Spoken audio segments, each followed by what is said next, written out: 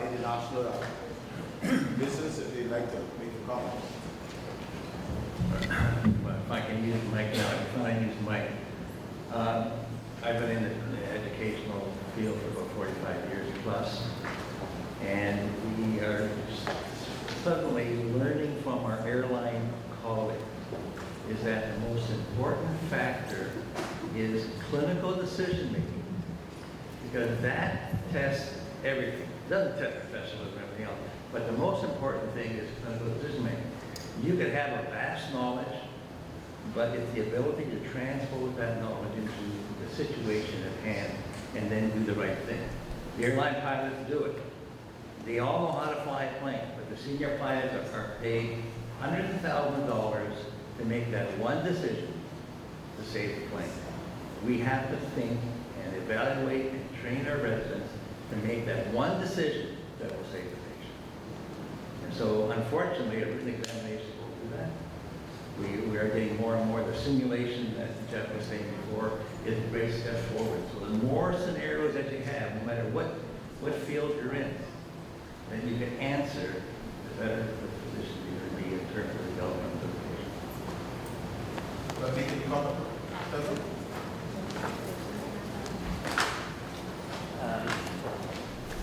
From my other career as a medical educator and with an alternate degree in psychometric testing, the best prediction of how you do on a test is how you did on the last test.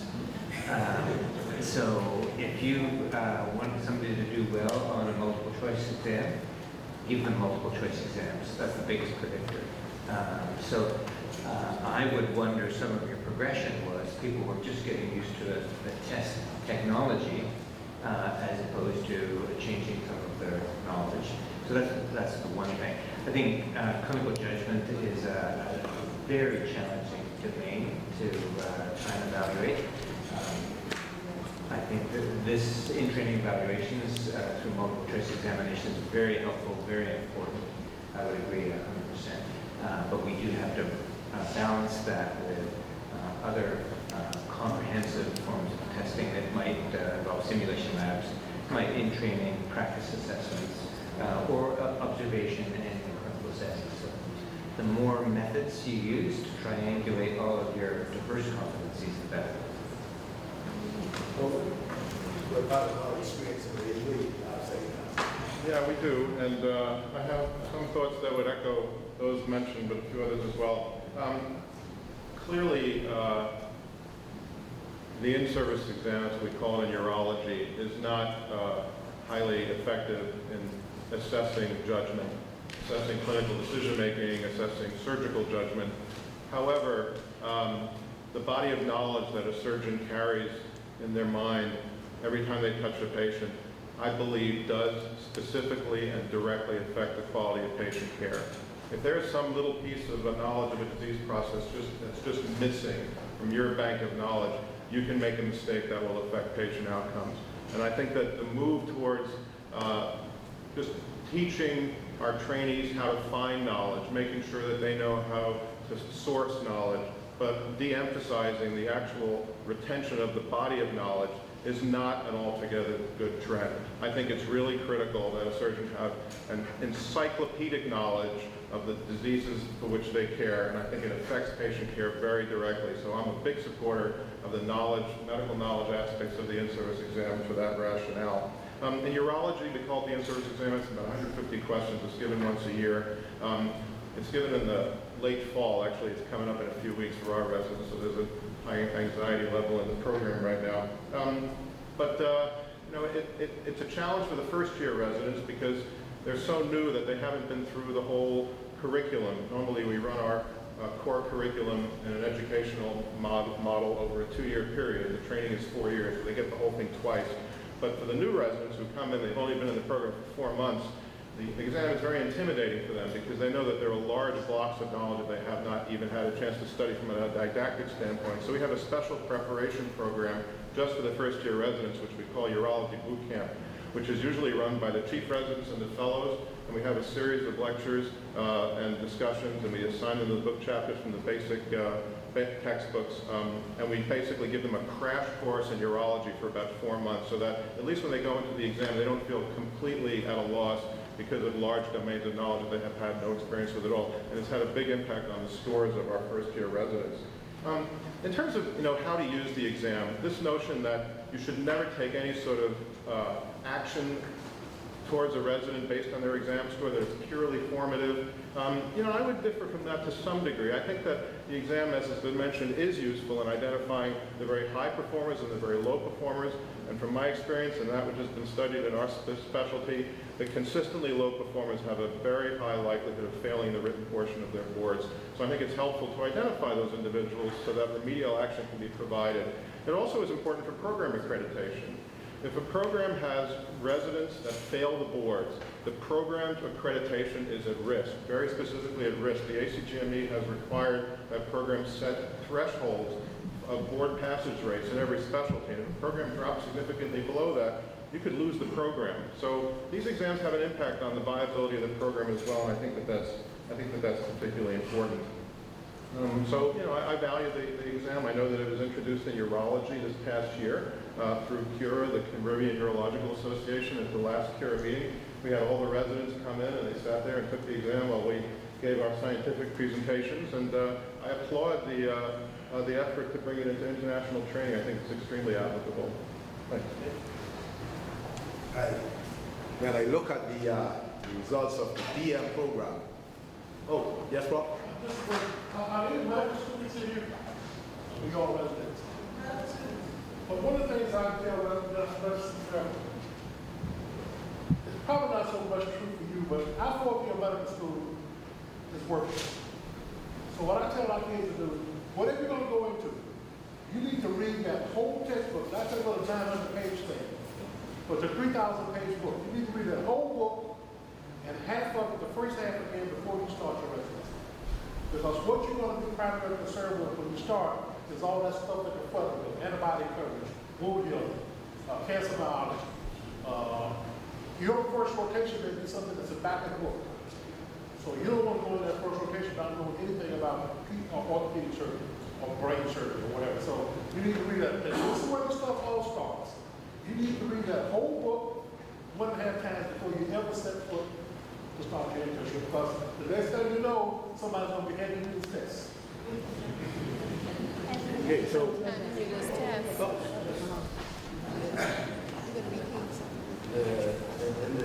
in the UK, currently we don't have exams for trainees, but what we have very close-up assessments. So they call it workplace assessment. So they have logbooks, so every resident or FY1, FY2s have certain, there's a curriculum they have to satisfy, both knowledge-based and performance-based, okay? And these are observed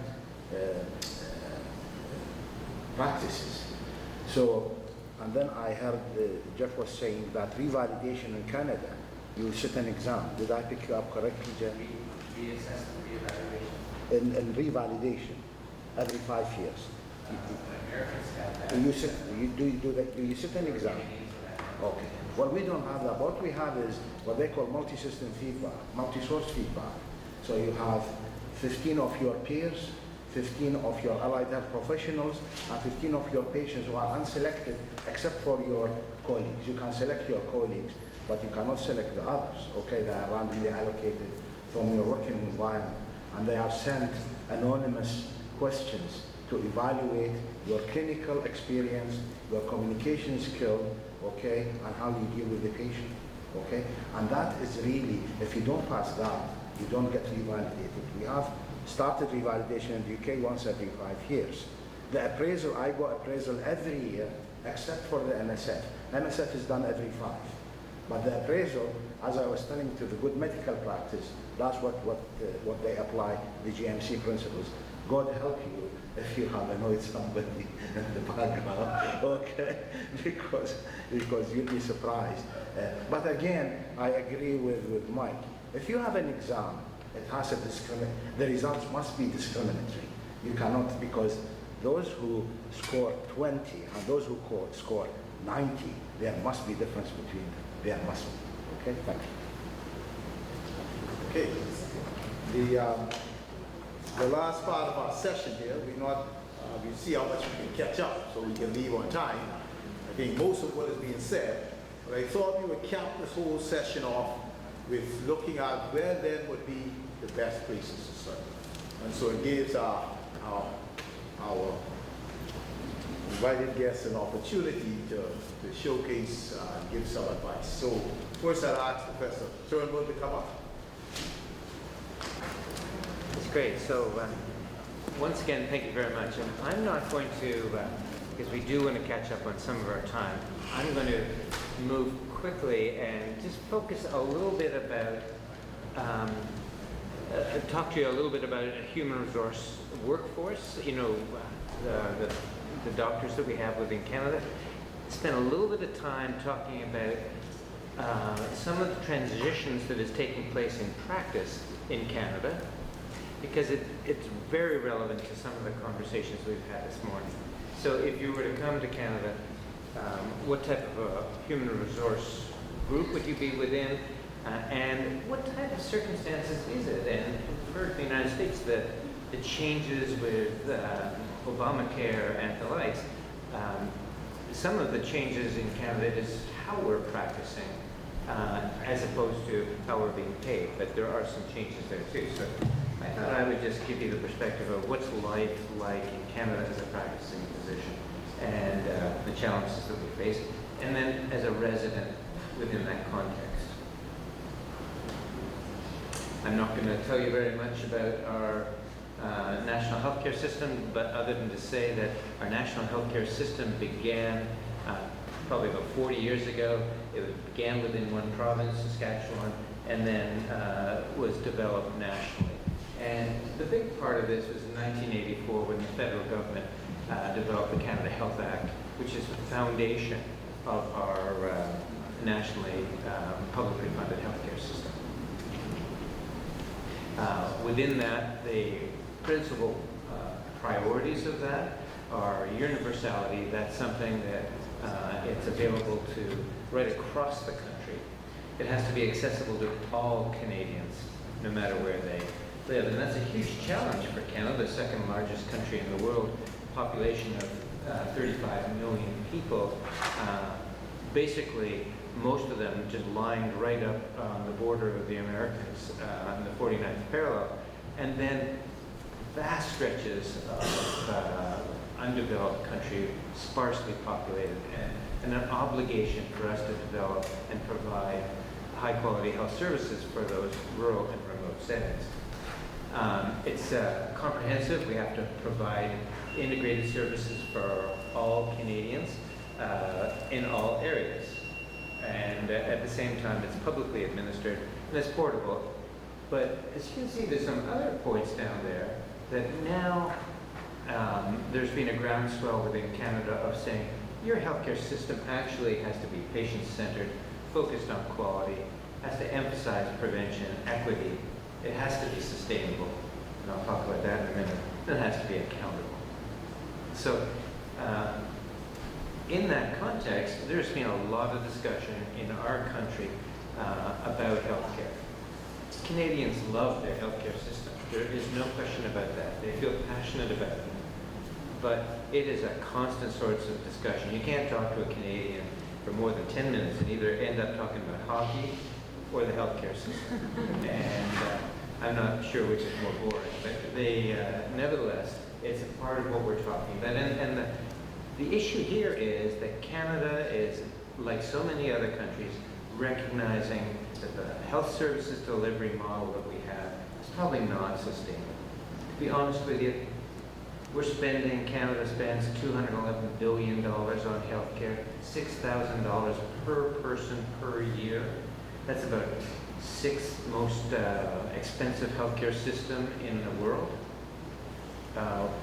However, do we get good value for that? When we look at our competitors, to be perfectly honest, we're middle of the pack. Yet we're up in the upper terms of expenditure. So Many people say that, you know, you're spending just under 11% of your GDP on healthcare. It's provincially administered. That's about 40%, depending on the province, of your total expenditures of that province go to healthcare. And when we've got deficits, guess where they're starting to look now? And so the challenge is, how do we get good value for money? And I'm just going to say that in the context of that, we have an aging population. Canada's population, right now we've had 13% of our population has turned the age of 65. By 2030, that's going to double. And when I told you $6,000 per capita, when you get over 80, that's $20,000 per capita. That's how much we're spending on our elderly population. So the challenge is not can we afford it today, which is expensive. It's going to be very expensive to pay for it in the future. But in the context of that, we have, like so many other countries, we've moved from that acute, curative, hospital-based care system to one that is dealing with chronic disease management. We've cured all the strokes, congestive heart failure. It didn't cure them really, they didn't die. But now we're dealing with them as a chronic disease management, and the trouble is we're trying to use hospitals for that as a model to solve that. Wrong paradigm. Square peg, round hole. Does not work. I run an acute care hospital. I've got 1,000 beds. I've got a budget of $1.25 billion. Today in my hospital, I just looked, you know, we're about 110% occupied. But we had 55 patients admitted in the emergency department, no beds. But if you look at it, who's actually in those beds? We have 155 patients waiting to get into the community to provide better care, cheaper, much more effectively in the community. We have 50 patients dying in palliative care in my hospital. We shouldn't be there. I've got 3 people over the age of 90 in my ICU.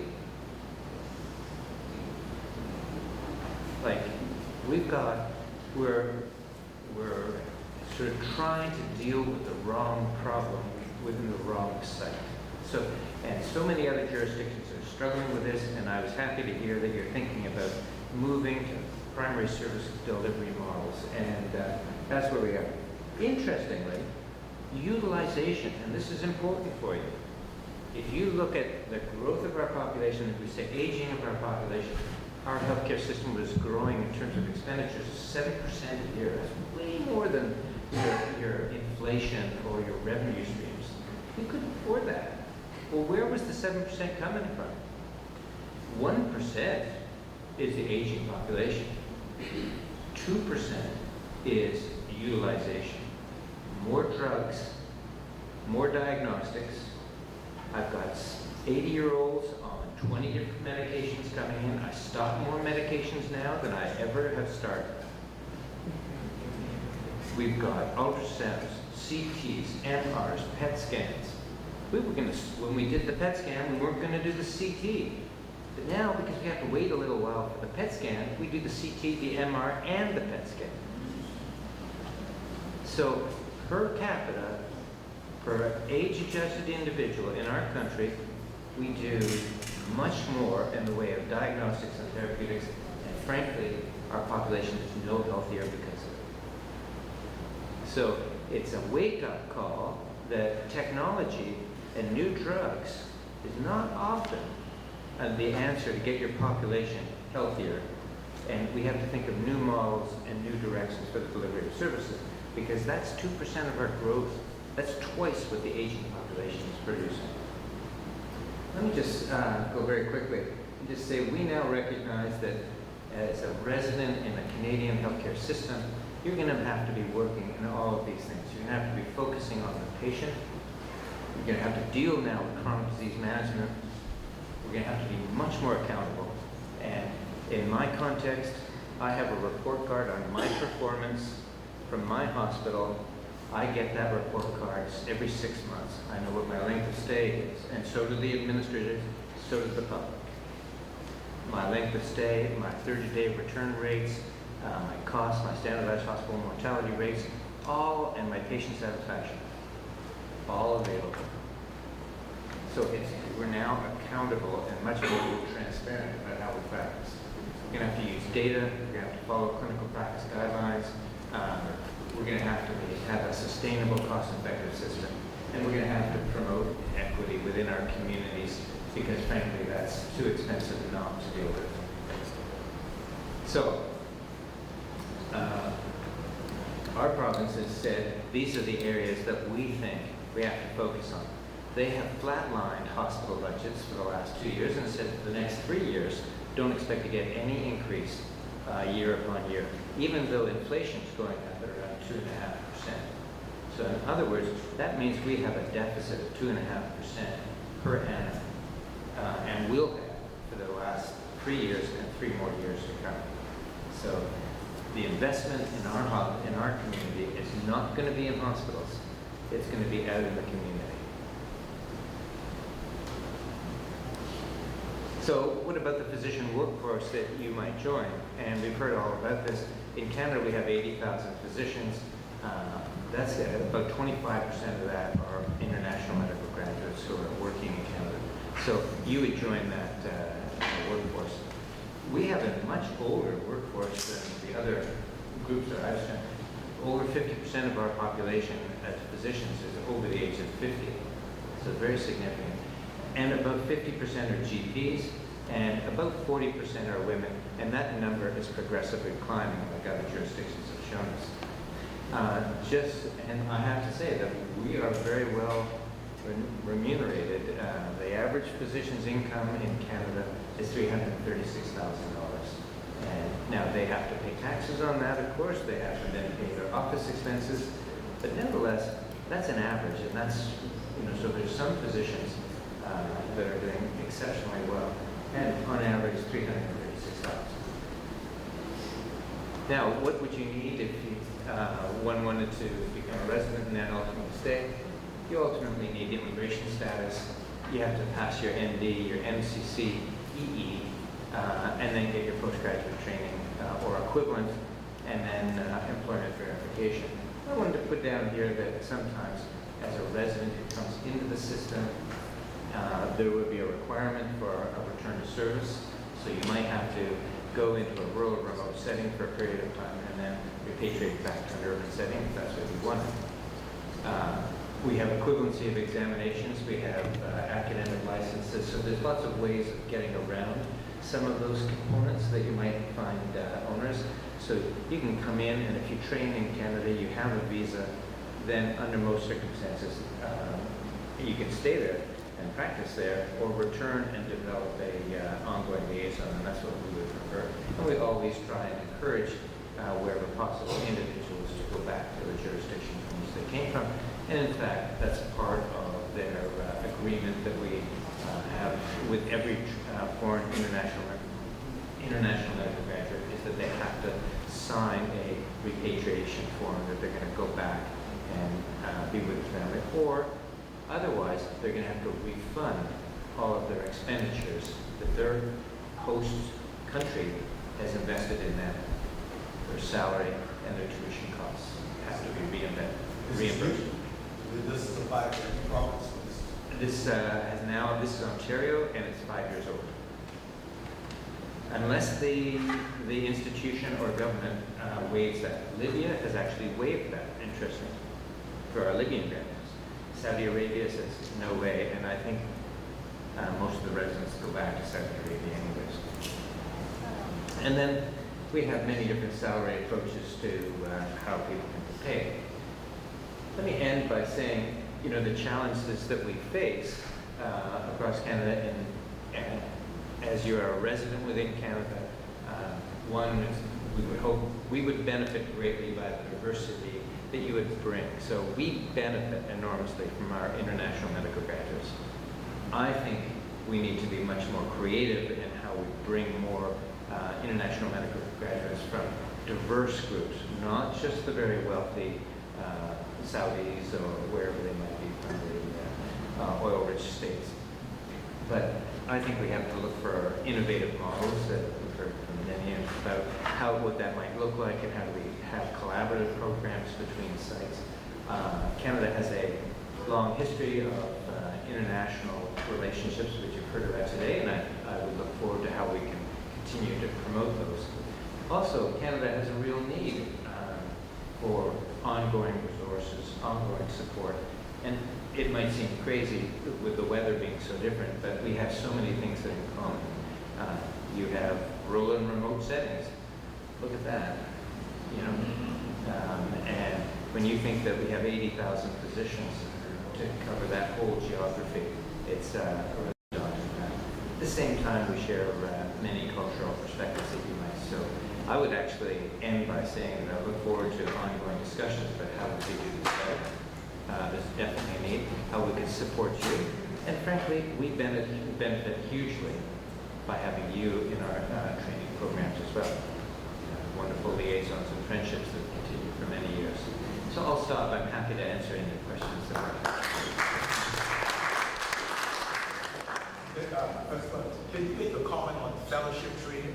Yes. The advantages, disadvantages? So fellowship training, as I mentioned before, so sometimes we use these words confused. GME is American, and the equivalent thing we call postgraduate medical education, PGME, okay? They're the same, to sort of clarify. After you've done your formal postgraduate training, say you've done general surgery and you have a certification in general surgery, and you may have done one of the subspecialties, colorectal surgery, for example. That's a subspecialty. But then there is a whole bunch of additional added superimposed competencies that people might wish to have. Those are called fellowships. They can be short, they can be long, they're not regulated. You can come, we don't charge generally, and you can come as a resident, you know, as somebody who's finished your residency training, or you can come as a staff person. Just want to have some enhanced skills in minimally invasive surgery. You know, that's not, or robotics. You could do a robotics fellowship in Ottawa and or in many other jurisdictions, but they're isolated, additional training superimposed upon your, you know, your existing Royal College approved specialty and subspecialty training programs. Shorter generally, and the diploma and the accreditation from that comes from the local institution and is not managed or governed necessarily through the Royal College. Easy, flexible, you can come tomorrow. That's not, so if you're looking for just enhanced skills, rather than certification in one of the colleges, that's easy. But remember, immigration status requires certification in one of our two colleges or equivalent. So fellowship will not get you immigration status, but will give you enhanced skills. The funding for the fellowship, it comes from the individual themselves. So we don't charge a tuition generally for that. And the reason for that is we kind of get something from you, because when you're there as a fellow, you're doing some clinical work and the likes. So we benefit, frankly. You know, you'll just call, you'll be working in the OR, you'll be helping out. So we get a benefit from that.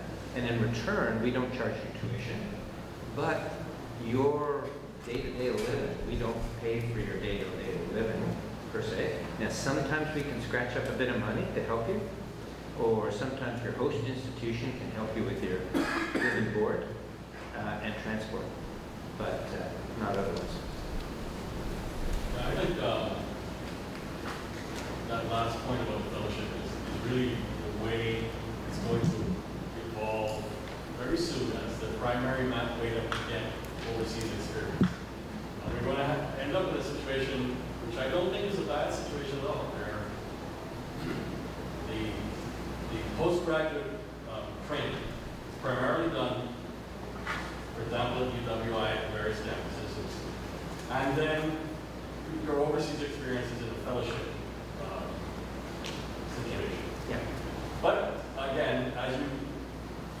glad you asked.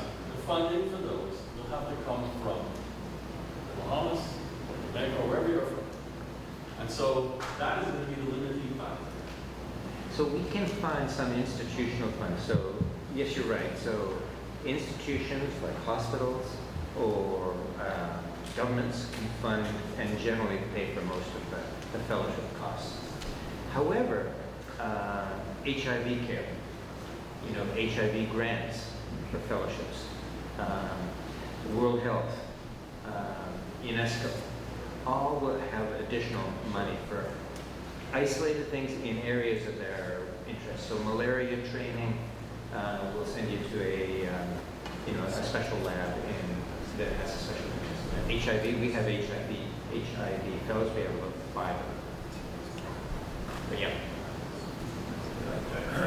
Reinforce that the accreditation is with the here. The accreditation for the fellowship is here. It's not done It's not there. It's not there. And there are some specialists, like you want to call surgical oncology, that if someone from here went to Calgary or West trained for 3 months, comes back and says, I'm a surgical oncologist, you would not be considered, I hope, well, you would not be considered a surgical oncologist by any equipment. Each month for 3 months, or 2 months, and Okay, thank you. Next, we're gonna ask Dr. Coburn to give us a little more insight. Let's talk about all this. So let's give us a actually being and getting in America. Yeah. Well, it's interesting to hear Dr. Turnbull's perspective because there are some similarities but also some important differences with regard to just the specifics of pursuing a graduate medical education opportunity in the U.S. compared to Canada. First of all, I would say that in response to the basic question from this session, where to go, where to train in the U.S., I don't really feel like it's possible to provide specific program by program or state by state recommendations as to where your best shot is, because it changes from year to year based on availability and local recruitment opportunities of domestic candidates. I think it's probably important to view the opportunity availability by specialty. As I mentioned earlier from the slides earlier, the primary care fields in general have the largest number of international medical graduates. That would be internal medicine, family medicine, pediatrics, also OB-GYN in some areas, psychiatry in some areas.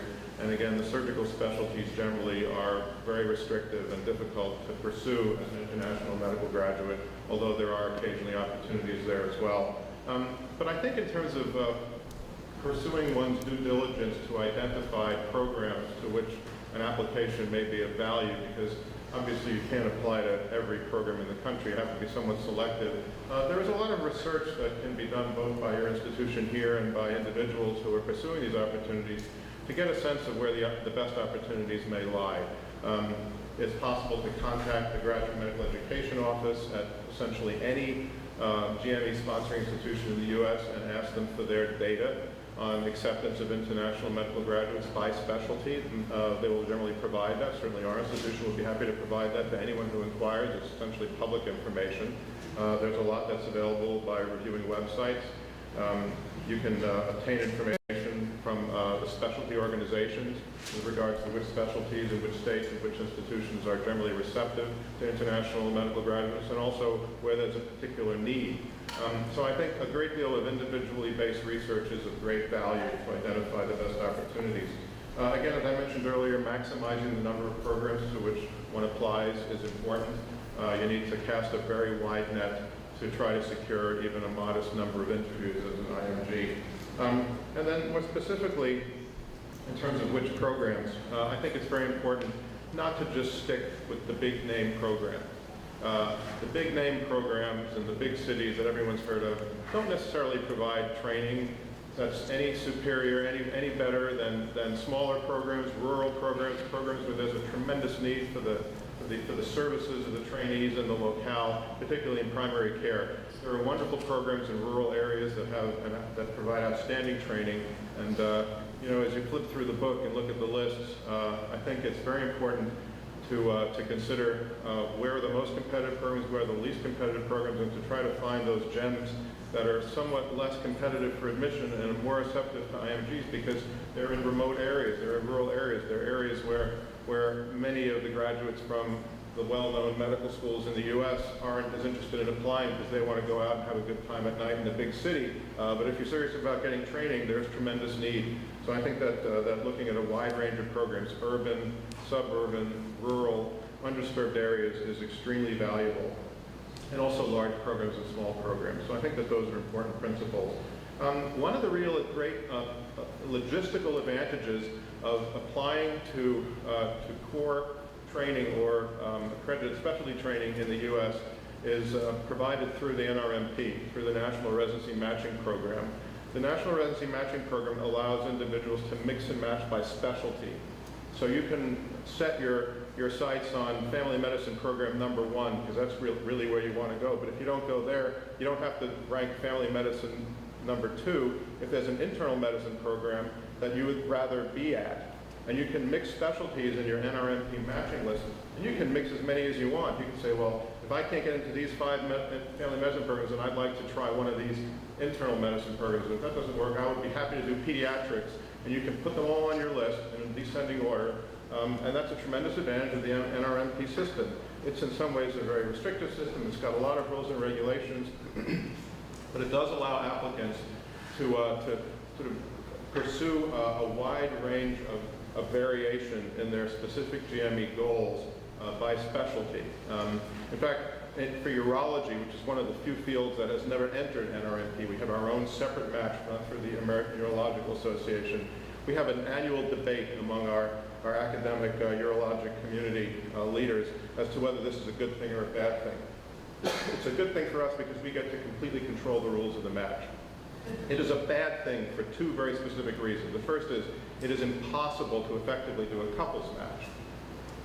So, you know, if you're applying in urology and your spouse wants to apply in internal medicine, it's just the luck of the draw. There's no way to coordinate it, whereas the NRMP allows for a couples match, where it'll actually, the computer will coordinate the top choice of both members of the couple. That's one reason. The other reason is that if anyone feels like, if I don't get into these 10 urology programs, my next choice would be this excellent general surgery program, they can't do it through a single matching system because our match only deals with urology. Then you have to quickly scramble and apply to the NRMP match for a totally separate discipline. So you have some real advantages being part of NRMP if you're pursuing primary care fields or even other surgical fields as well. And I think that's valuable. You know, from the perspective of the opportunities in graduate medical education, specifically from the Bahamas, you know, I'm not an expert in this by any means. I don't really know. I've learned more today about the needs and opportunities in the Bahamas than I've ever thought I would know, and it's been fascinating for me. And it seems to me that you have some real advantages as a Bahamian applicant to the U.S. First of all, you're extremely close. Your knowledge of the U.S., your excellent facility with English, you know, really sets you apart from many of the other international graduates that come from foreign countries, even these Gulf states. I mean, the Gulf of Arabia, you know, that they pay to bring them in, but they have some real acculturation problems, and their language problems can be really prohibitive. And there are a lot of issues that we have with the residents from those areas because of some of the cultural disconnects that they have to be challenged by.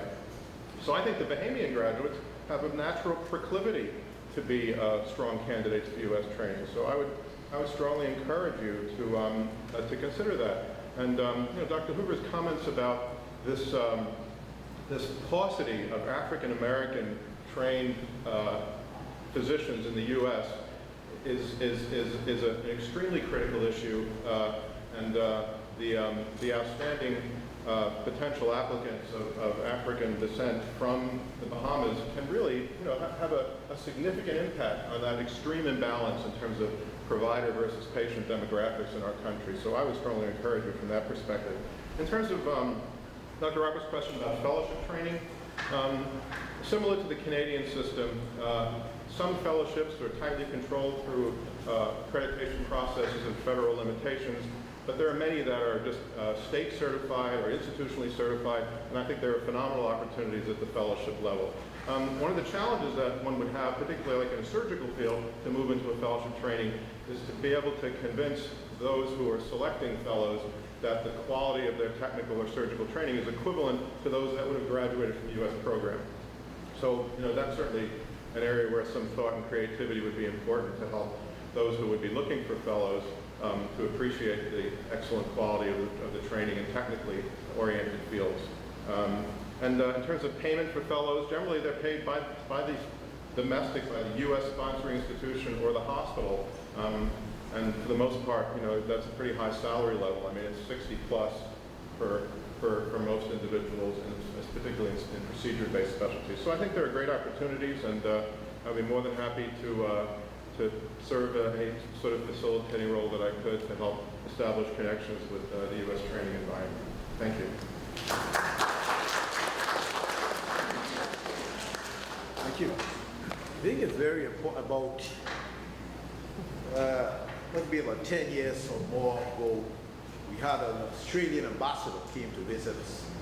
And while he was here, we took the opportunity, we got in contact with him, and we were able to get one of our Bahamian graduates to get a postgraduate training program in Australia.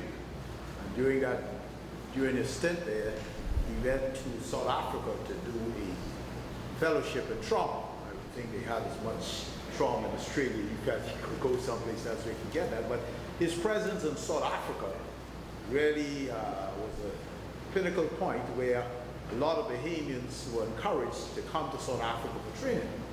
And so with him there, we found that at least in the surgery department, in the Department of Surgery, a number of our residents went down there for their training. And a lot of the students now ask about this South African experience. So I thought it very timely. We have Dr. Knowles, who left, one of those who left the Department of Surgery and went to South Africa. He did general surgery there and started a pediatric fellowship and subsequently finished a fellowship in pediatric surgery. And so I asked him, and he willingly agreed to come and give his take, experience and recommendations for South African experience.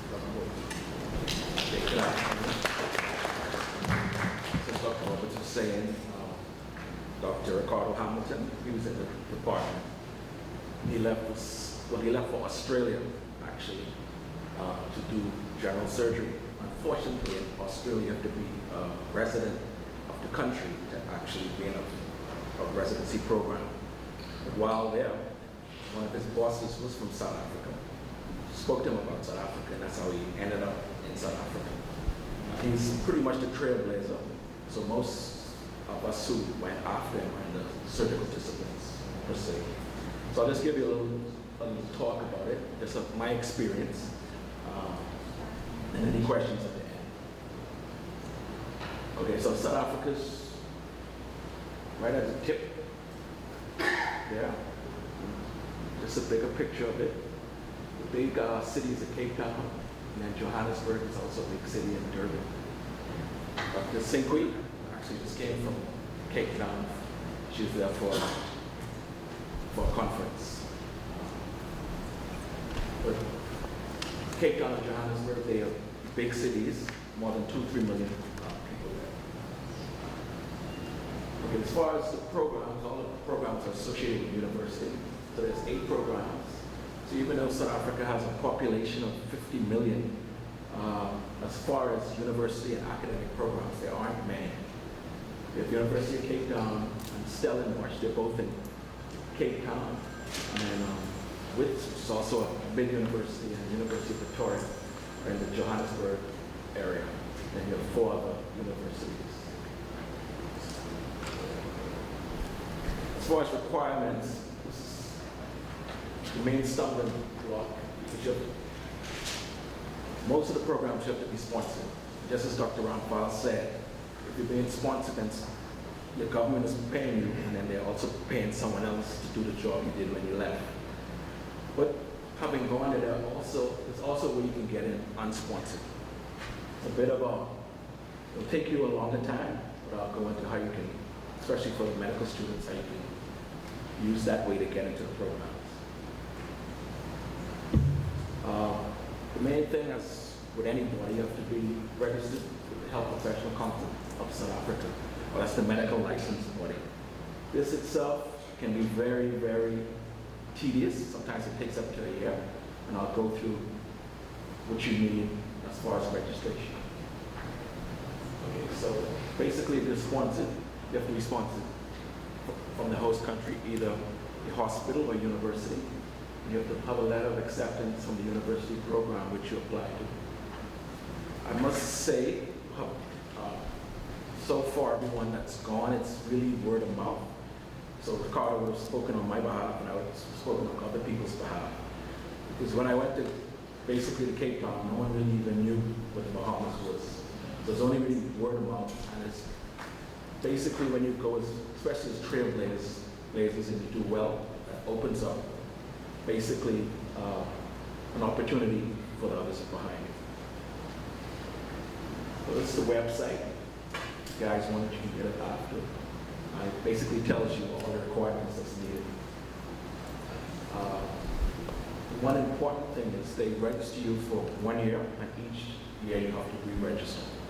And it's the same situation as Canada, where they make you sign saying that you would go back to your host country. And the process itself takes about 6 months as far as becoming registered with the Health Professional Council. Okay, so you can also get it as an unsponsored training. It's a bit more difficult, a bit more competitive. You have to take the HBCSA board exam. It's similar to the USMLE, the Canadian exam. And then you apply for an SHO post or like a medical post, so similar to Britain in the older days. And what you do is let's say you want to do urology, you try to get a post, a SHO post in urology. And you work for about 2 years.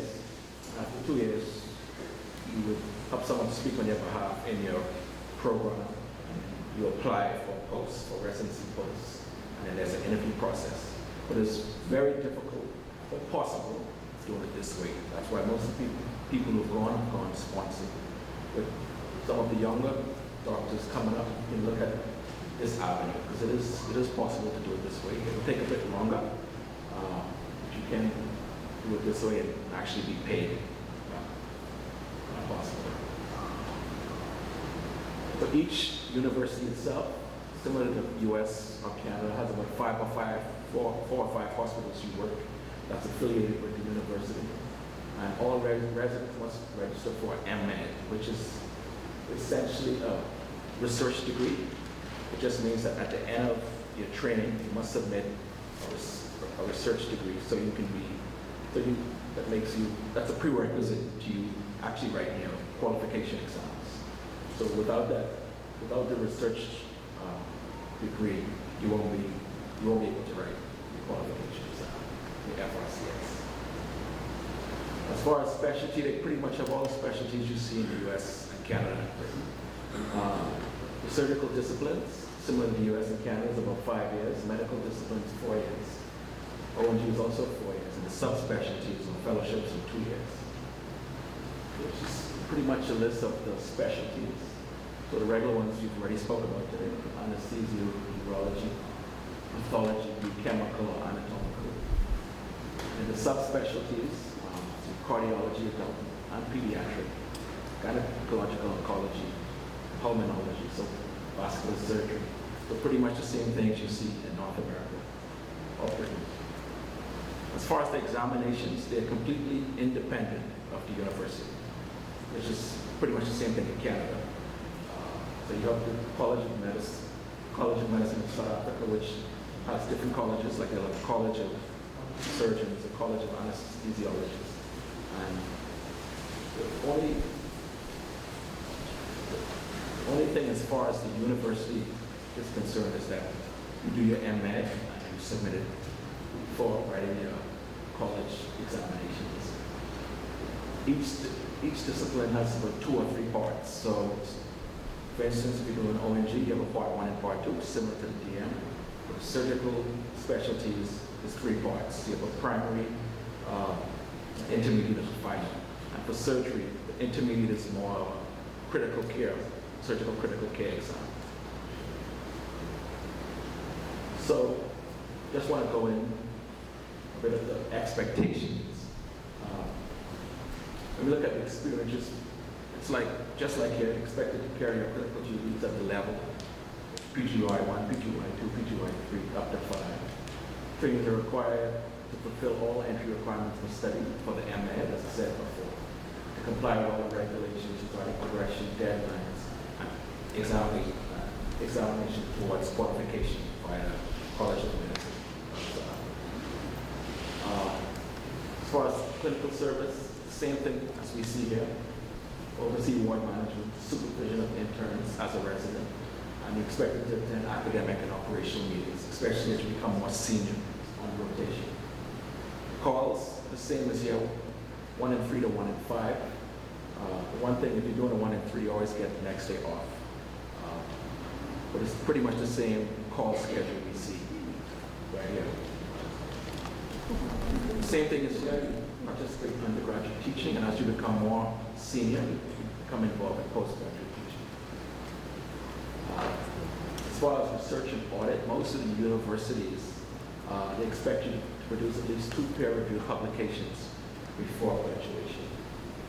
That could be a bit of a stress for trainees trying to get it, because some of the thing is, the institutions, every publication you do, they get grants from the governments. So they kind of urge you to do this. They won't let you take your qualification exams until you do these publications. So kind of a funny, yeah, an extortion. And leave is just like for 22 days a year, same thing as here. I know a lot of people always want to know what the leave situation is. They want to think it's going to Africa and you have to work without leave. But it's the same thing as you get 22 days a year. Assessments, there's no outside say, but every 3 months you get pretty much an oral exam from your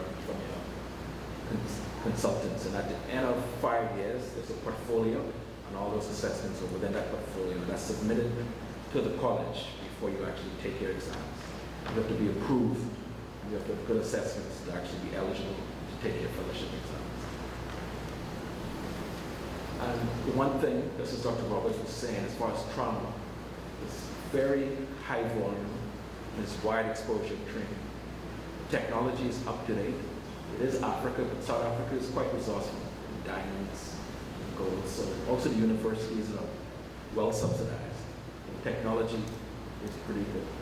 And the fellowship exams, they're recognized in Canada as well, New Zealand, Australia, not the US, like most, but there's been a lot of my friends now are consultants at the University of Toronto, Manitoba. Yeah. So it is you get a pretty good qualification when you're done. Just to sum up, as far as the Bahamian graduates, there's only been 3 of us so far. There's Ricardo, he studied at WITS, and then he went to do a fellowship in Sydney. Just by pure luck, the deputy director had resigned, so he got the job. And now he's basically consultant as a deputy director of trauma in Liverpool.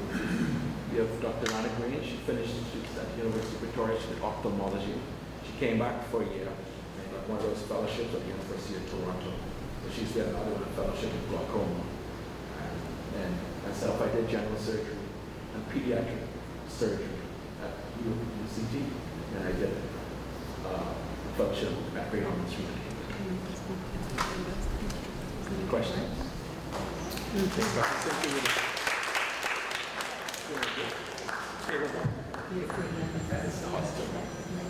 So Shane, I think that it's very important for us in the so-called third world, developing world, wherever we are categorized, to begin to not only, as I said in my presentation, utilize the resources of our local environment, but to start what people used to call South-South interaction. So South Africa,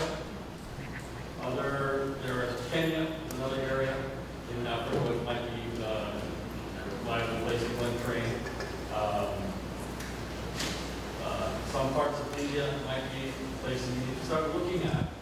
Because as they're being crowded out of North America and Europe, we need to start to recognize that, there are other places in the world that we could get international exposure as well. And I think that the results of the Bahamians and the other Caribbean people who have gone to South Africa have been extremely good. In other words, they're coming back well trained and confident. And this is something that you could keep in your bag of tricks as a possible place to go. It's not just all about North America or Europe. But I do agree as far as, I think we should push for the training in the area. The locations, yeah, locations and fellowship. I still agree with you as far as the core training. I think we have enough consultants, especially in surgery, all of the disciplines where we can actually train. So, where we can actually train surgeons here. I think we've reached the critical mass where we can do that. The opportunity to go with these, Let us, took the opportunity to meet the director of oncology in Cape Town, to try and see if I could get what's on residence training. In Botswana, they have a training program started over with HIV and then chemo. And they, so I was able to speak to that person as well. And I am hoping that with 2 million they will be able to get the resident into the people. Now, the problem is that, as I said, they back to the response. So there's some maneuvering to get over here into their cases. And I think that's, honestly, for example, then the place tomorrow to train is so bad. And I think that is one of the things that is attractive. We try to help them. So I'm going to try and see if I can Okay, are there any special immigration or visa requirements? As far as visa requirements, the only real issue is you can only be there for 5 years, and after 5 years you have to reapply for a new visa. So they're really strict. So if you don't get your training done in a certain amount of time, you'll leave and go back to you. really? So you ask, Yes, Dr. Blakely from the Issue House. I wanted to ask you, the other panelists, the question of mentorship. Like, when did you have that kind of mentorship to guide what you wanted to do, and when do you recommend that should start? And is there a intentional program at the other universities, or will be in place for at the university level here to assist students as well? Well, I mean, as far as from the Southern African experience, once you get there, you're with a mentor, just like more of a junior consultant. And pretty much that's your mentor throughout the 5 years. So there's strong mentorship. Well, I had strong mentorship. As far as it becomes important when exams come up, because those mentors will have passed examination questions and stuff like that, and they can kind of guide you. Because the one issue we have in here, actually, Dr. Francis can speak to me. We just have our first real candidates for the DM Part 2. But it's difficult because they don't have people ahead of them. So we're trying, but it's very difficult. Whereas 3 years from now, you'll have graduates who can kind of mentor them. So I think that's really important, and that's where we're struggling a bit. Because it's a new program. The second half of the question about UWI. We are recognizing, Robin and others, that we have to start actively creating these opportunities for people to get fellowships and things like that. It's always been a word of mouth and who's your friend and somebody you work with, et cetera, et cetera. It's a very inefficient way to get it done, and doesn't really carry much water anymore because of the issues with, we mentioned many times about being crowded out of the response. So even connections now don't really hold a lot of weight. So we have to now approach it, I agree with you, as an institution with a defined committee or whatever we have to establish to try to get these things arranged for people. So it's not an ad hoc thing at the last minute, sort of trying to find a place to send something. And so this is why these arrangements or these collaborative things that we've been talking about today will become increasingly more important for us. And people should know, I think people should know at the day they enter the DM program, where they're going to have their, either within the Caribbean, outside of the Bahamas rotation, or extra Caribbean rotation. That should be determined from day one.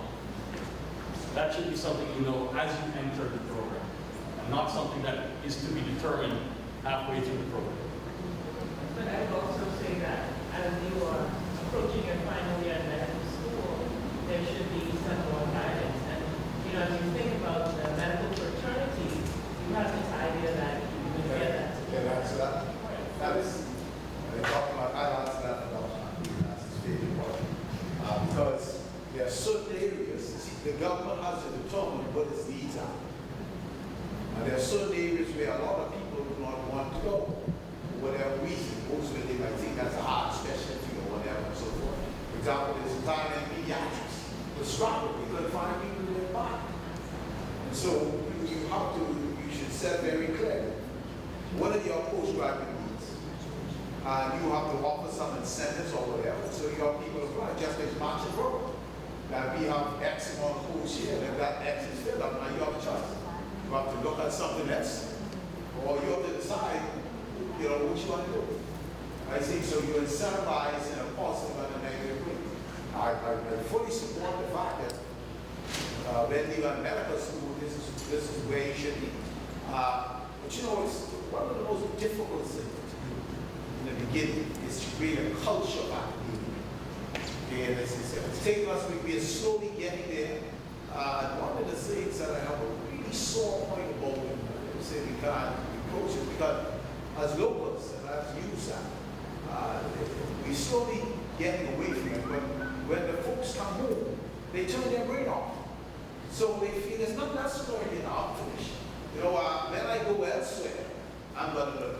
So I start reading, I start preparing, and then they're sitting around for 4 or 5 years, and I want to go to America, so I'm going to now leave US at a meantime. Okay, but for all 2 or 3 years, they sit down, they got involved, they bought a car, they do this and so forth. So you get locked into working for different reasons. Then what very commonly happens here, those people are very focused. They did everything the right time and the right thing, so they come back and they're your boss. And also, I think it is a mindset that we have to change. We have to. The other thing Dr. McGee likes to talk about that's a great challenge for us, he calls it the herd effect.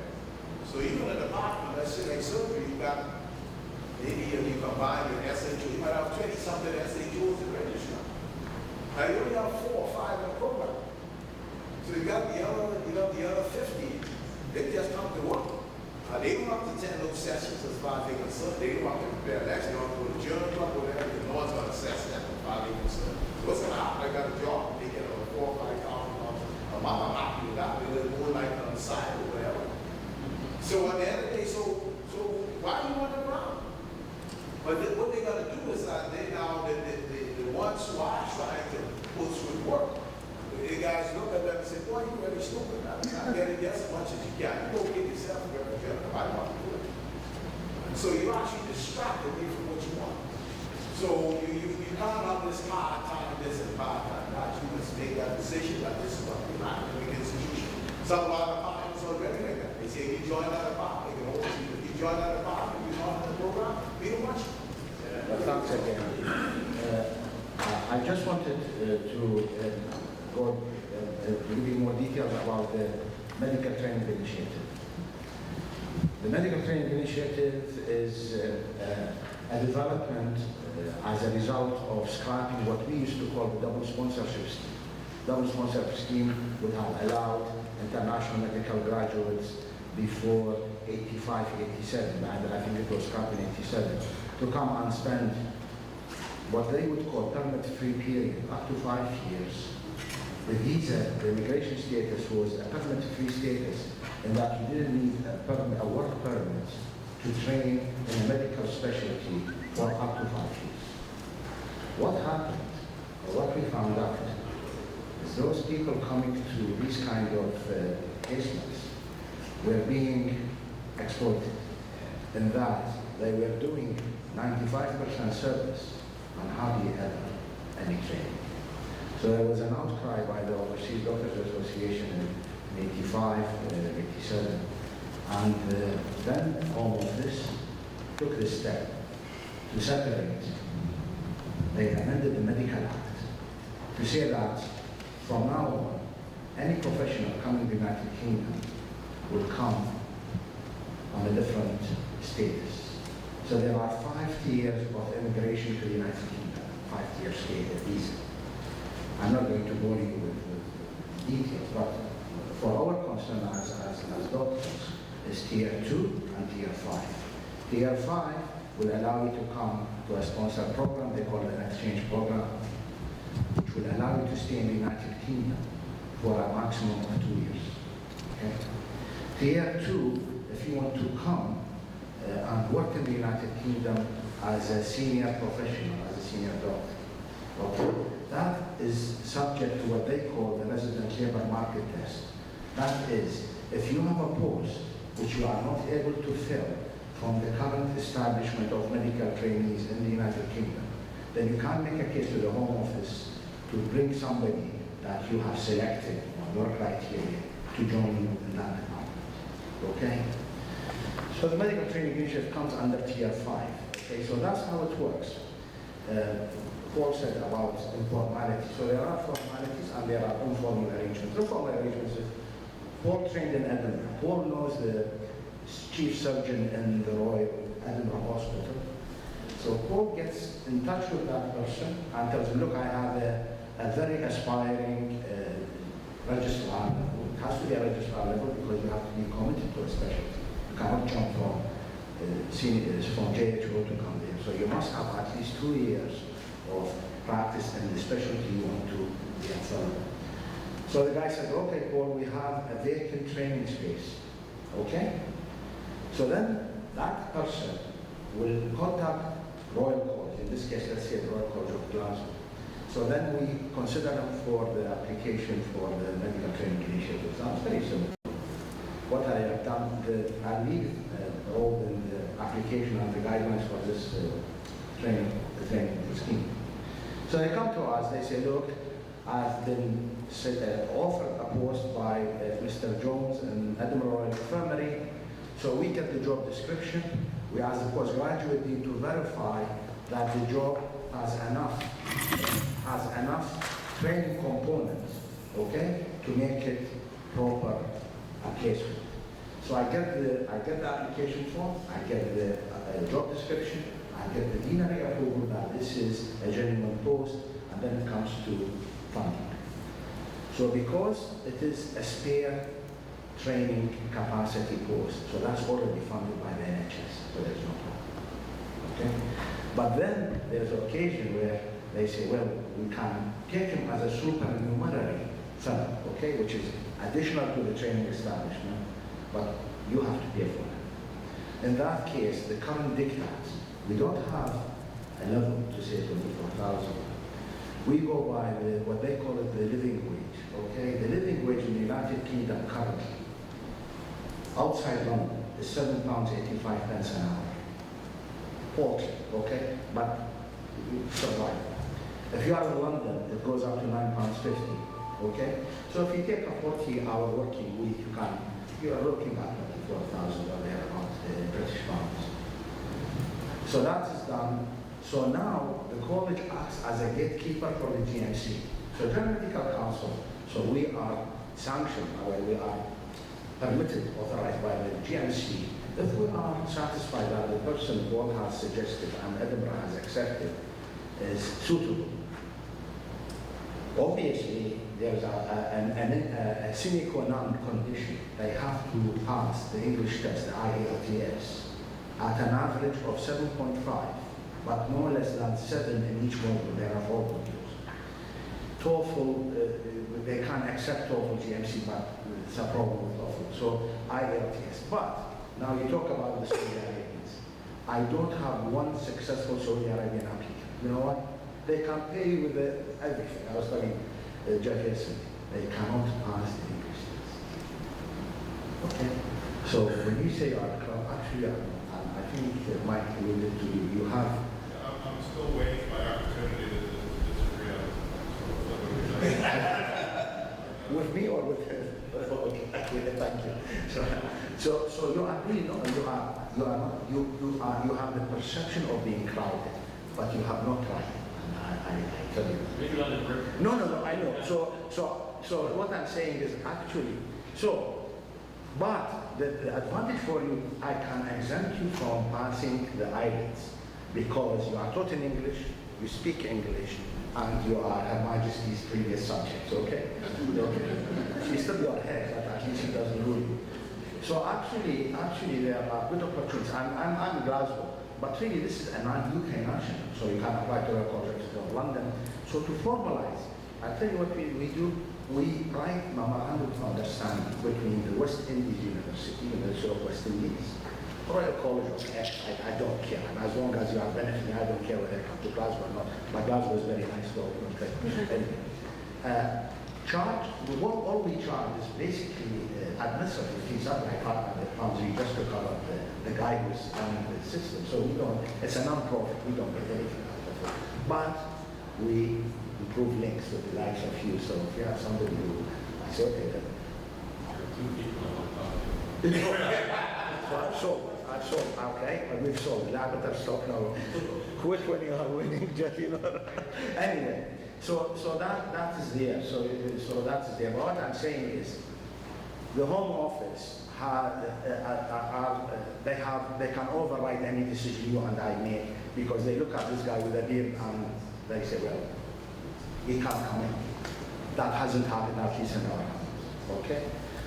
Those who come are under 6-monthly review performance-wise by their supervisor, and they don't perform, they go out. They cannot stay, they have to come back because their visa expires after 2 years. They are not allowed to re-enter the United Kingdom before the lapse of another year before they come in. Okay? And where are you? Yeah. Does that answer your question? Okay? Well, what is this? Yes or no? So what do you want to know? Okay, so basically, I just wanted to know the steps as a junior position that I have to take at this point to be eligible for residency. Okay. Well, there's not residency. Nobody can enter residency program in the United Kingdom who is not resident in the United Kingdom. Forget it. Impossible. No. What she's talking about is in the United States, we used to call it the postgraduate program or residency. That's what she's saying. But what she's saying is that, so what does she need to do in order to get into a postgraduate program? We call it international fellowship. We call it international fellowship scheme. The Royal College of Physicians and Surgeons of Glasgow International Fellowship Scheme, which comes under the MTI regulations of the government. Okay? Does that what you mean? Yes. Okay. So as I said, you finish your junior officership a year or two. You decide to become a surgeon. So you are an SHO surgeon or pediatrics or whatever, and then you have to show some commitment to the specialty you are in. So if you have a higher medical training program, that will give a certificate, or so for the Arab countries, Arab boards, Saudi board, Jordanian board. So we need something, but that is not essential. But most important is the vouching by your superior, by your supervisor here, to say this is somebody we would like to develop, okay, for national need or whatever, okay? So you cannot come just after 2 years graduation. You need some local experience. You come to enrich your experience. That's basically what it is, and then you come back to benefit your natives, from the experience you gain. Does that answer your question? Anyhow, I'm leaving Robin the application form and the information so you can get a copy. Okay. But the whole idea of what we're doing is just that. We want people to have multiple options as to where they can go postgraduate. And yes, there's some folks who they say, listen, why should I worry my head? I don't need to write any further exams. I don't need to fly anywhere. I don't need to separate from my family. I've got a good DM program here. We've got some excellent doctors who are graduating from the DM program, and they're doing great.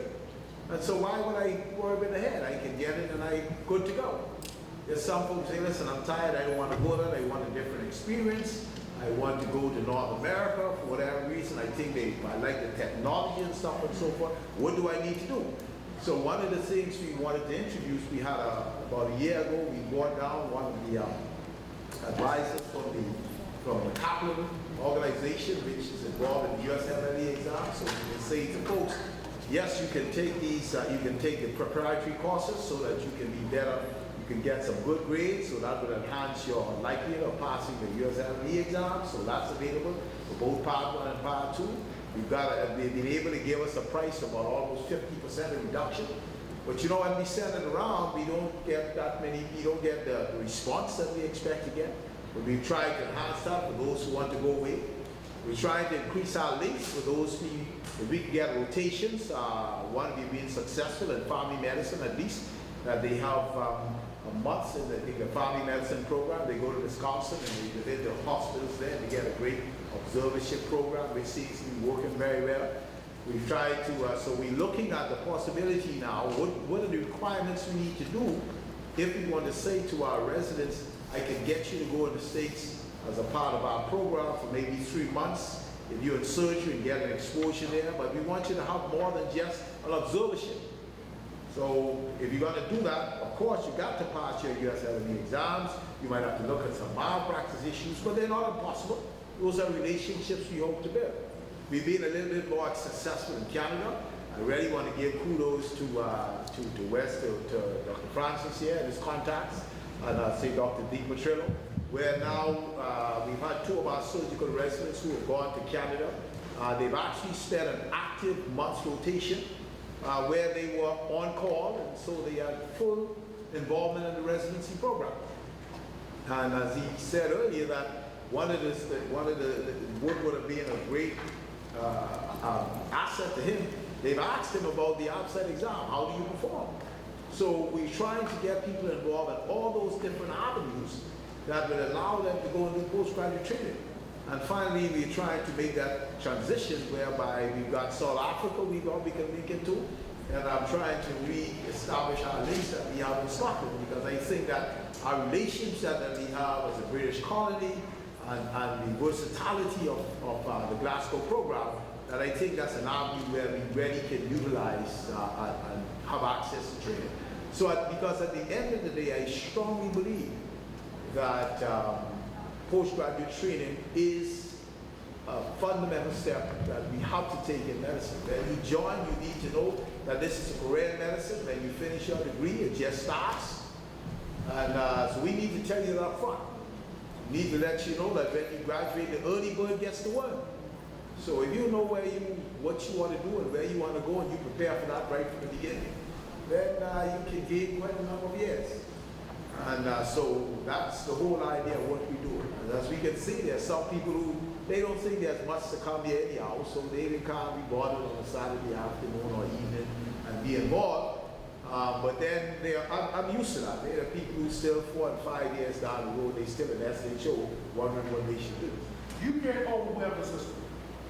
Because if you put every Ivy League school first, and then the school that you're going to get into, or the program that you're going to get into after that, you're not going to get that.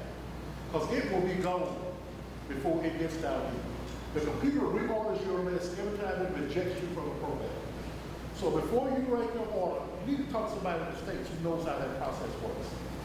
So you can't put Harvard, Stanford, Cornell, Universality. You got to put Baltimore General, or if we know someplace that's going to give you a good shot, you need to talk to us so we can tell you how to rank your order.